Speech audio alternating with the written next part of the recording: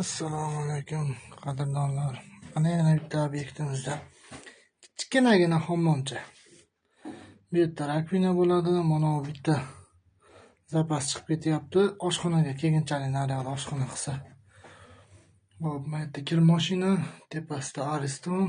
Mana bu yerda tomdan tushish va to'ldirish.